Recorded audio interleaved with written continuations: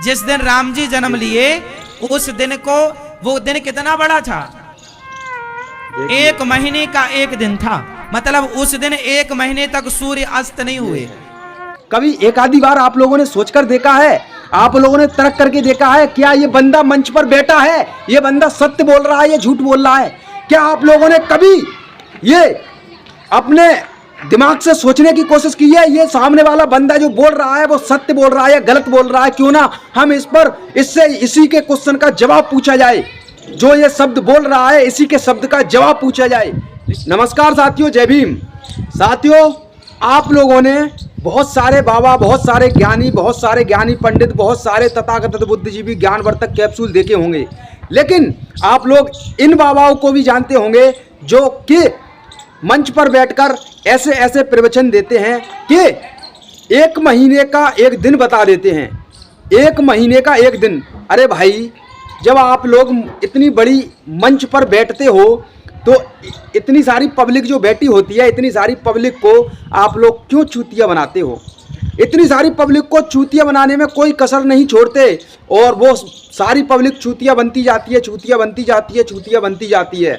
और वो पब्लिक को पता है कि वो चूतिया बन रहे हैं, लेकिन फिर भी उनकी हाँ में हाँ मिलाते हैं और ऐसे ढोंगी बाबाओं की बातें सत्य मान लेते हैं। आइए हम आपको दिखाते हैं वो वीडियो, जो कि आप लोग जानते होंगे, उनको जाने माने चेहरा है, जाने पहचाने चेहरा है, अनिरुद्धाचार्य। अनिरुद्धाचार्य जी कहते हैं कि 1 महीने का 1 दिन होता है। ऐसी ऐसी फर्जी बातें, ऐसी ऐसी ढोंगी बातें, ऐसी ऐसी लोगों को भ्रमित करने वाली बातें बताते हैं। अगर इस कलयुग के टाइम में अगर आप लोगों को कोई बताए कि उस बमूर के पेड़ पर आम लगे हुए हैं, तो क्या आप मान लेंगे? ये एक इतनी बड़ी मंच पर बैठकर अनिरुद्धाचार्य जो भाषण देते हैं, कहते हैं 1 महीने का 1 दिन होता था पहले। इतने झूठ भाषण, इतने बेकार भाषण, इतने घटिया भाषण ये लोग देते हैं इतनी बड़ी बड़ी मंचों पर बैठकर, और बेवकूफ़ पब्लिक उन भाषणों को सुन के उनकी हाँ में हाँ मिलाती है और उनकी बात को सत्य मान लेती है। आइए दिखाते हैं उनके भाषण। जिस दिन राम जी जन्म लिए उस दिन को, वो दिन कितना बड़ा था, 1 महीने का 1 दिन था। मतलब उस दिन 1 महीने तक सूर्य अस्त नहीं हुए। ये बात हम नहीं कह रहे हैं, रामचरितमानस में लिखा। क्योंकि जब रामलला आए, आपने भी रामलला को भी देखा होगा, तो रामलला के ऊपर, अभी रामलला जो अयोध्या जी में विराजे हैं, उस प्रतिमा को, उस दर्शन किया ना रामलला का, रामलला के जो ऊपर देखा होगा, यहाँ सूर्य भगवान बैठे हैं, उनके पीछे की तरफ यहाँ देखा कि नहीं? 10 अवतार उनके अगल बगल हैं, और सेंटर बीच में कौन है? सूर्य भगवान। क्योंकि जब रामलला आए तो उस समय सूर्य भगवान ऊपर थे, इसलिए रामलला की जो प्रतिमा आई उसमें भी सूर्य भगवान उनके ऊपर हैं।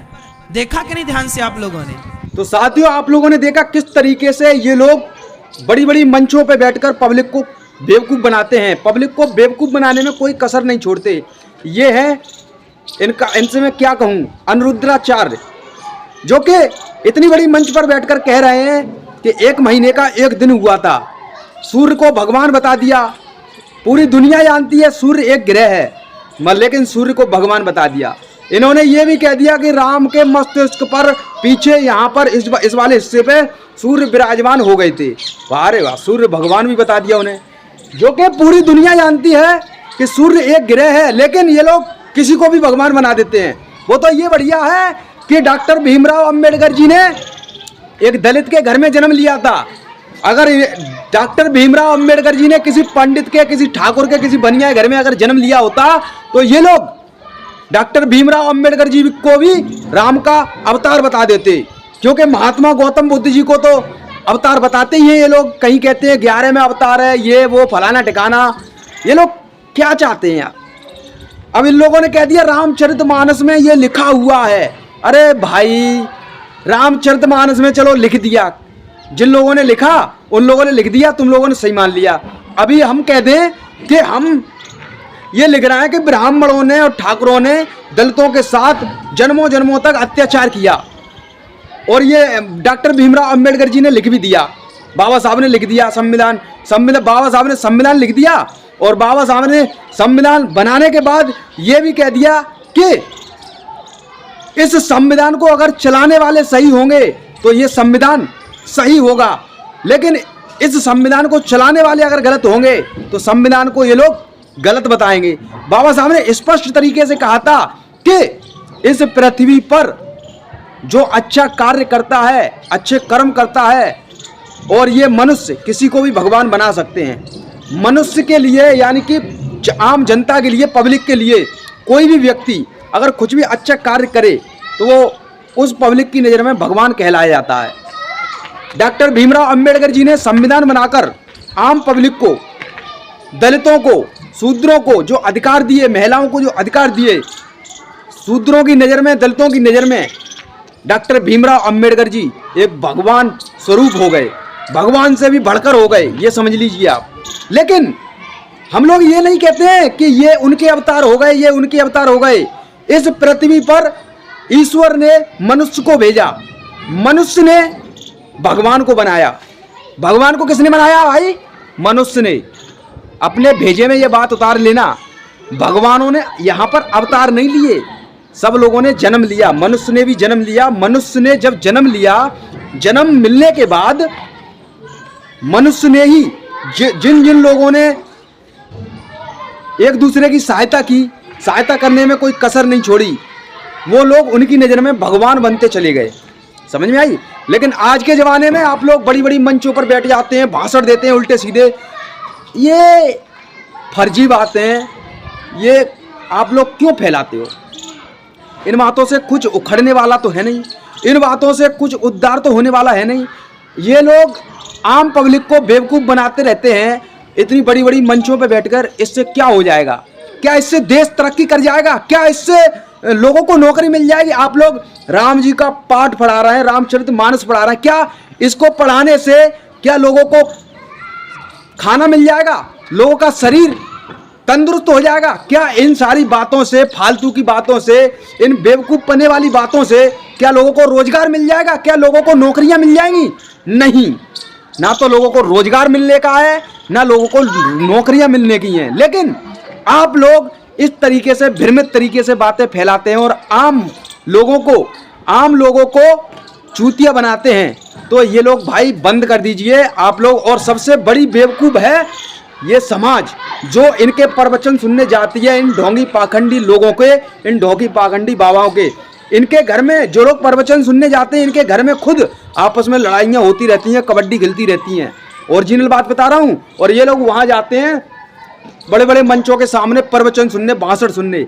अरे यार, आप लोग समझदार हो, आप लोग जानकार हो, इतना तो आप लोग समझ ही सकते हो कि किस तरीके से आम पब्लिक को ये बड़ी बड़ी मंचों पे बैठकर बेवकूफ़ बनाते हैं। कभी एक आधी बार आप लोगों ने सोचकर देखा है, आप लोगों ने तर्क करके देखा है, क्या ये बंदा मंच पर बैठा है, ये बंदा सत्य बोल रहा है या झूठ बोल रहा है? क्या आप लोगों ने कभी ये अपने दिमाग से सोचने की कोशिश की है, ये सामने वाला बंदा जो बोल रहा है वो सत्य बोल रहा है या गलत बोल रहा है? क्यों ना हम इसी के क्वेश्चन का जवाब पूछा जाए, जो ये शब्द बोल रहा है इसी के शब्द का जवाब पूछा जाए। लेकिन नहीं, आप लोग बस सुनते हो और चले आते हो और कहते हो उन महात्मा जी ने ये बताया, उन फलाने जी ने ये बताया, उन ठिकाने जी ने ये बताया, बस। और घर में जाकर ओम जय जगदीश जो भी करना होता है वो कर लेते हो। इससे कुछ उखड़ने वाला नहीं है किसी का, इससे कुछ होने वाला नहीं है, इससे भारत की तरक्की होने वाली नहीं है, इससे भारत एक विकसित देश बनने वाला नहीं है। भारत विकसित देश जब ही बनेगा जब हर घर में रोजगार होगा, हर युवा शिक्षित होगा, हर बहुजन समाज के लोग शिक्षित होंगे, तब ये भारत विकसित देश बनेगा और भारत बौद्धमय भारत बनेगा। इस बात का ध्यान रख लेना। हम आप लोगों से यही बात कह रहे हैं और आप लोग मेरी बात को ध्यान में रखते हुए इस वीडियो को शेयर कर दीजिए, कमेंट कर दीजिए और जिस चैनल पर ये वीडियो देख रहे हैं उसको फॉलो कर लीजिए। जय भीम, इंकलाब जिंदाबाद।